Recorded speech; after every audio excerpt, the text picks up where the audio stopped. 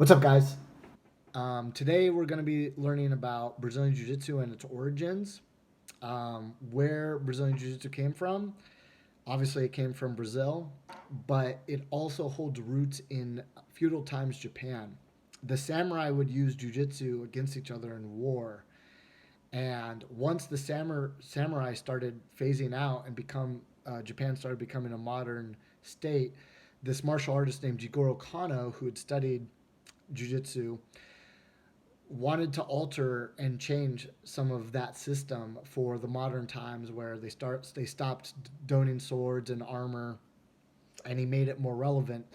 And that martial arts system that Jigoro Kano came up with is called judo, and you might recognize that from the Olympics. It's very renowned, and it's in the Olympics because one of Jigoro Kano's missions with his martial art was to send emissaries throughout the world and have them demonstrate judo to the entire globe. So a lot of his students would travel everywhere. In fact, one of his emissaries came all the way to the United States and actually trained Theodore Roosevelt in judo. There's some interesting information out there on that.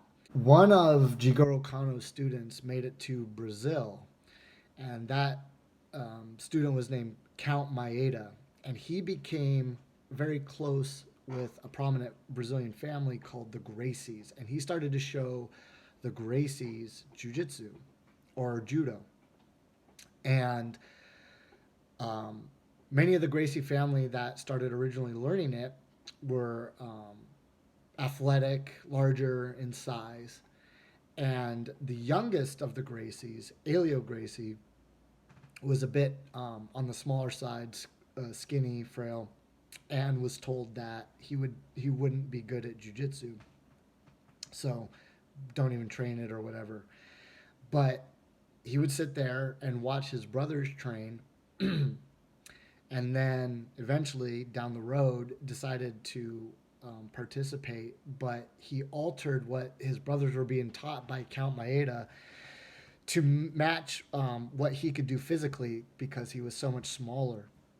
And essentially, this is where Brazilian Jiu-Jitsu comes from, is Elio Gracie, who altered these judo techniques to be able to be used by smaller, weaker, less physically statured individuals.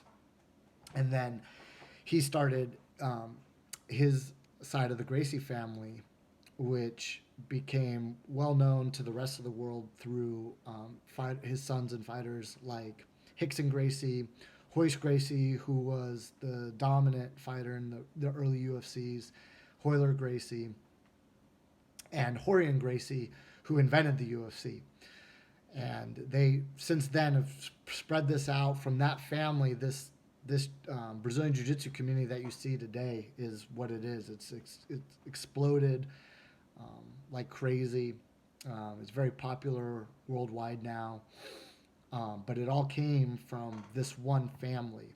And in this one family, this brother Rickson is touted to be the champion of the family. He's the best. And if you talk to anybody that knows jiu-jitsu history at all, Rickson is the Bruce Lee of jiu-jitsu. He is the #1 figure when you're looking at the epitome of Brazilian jiu-jitsu.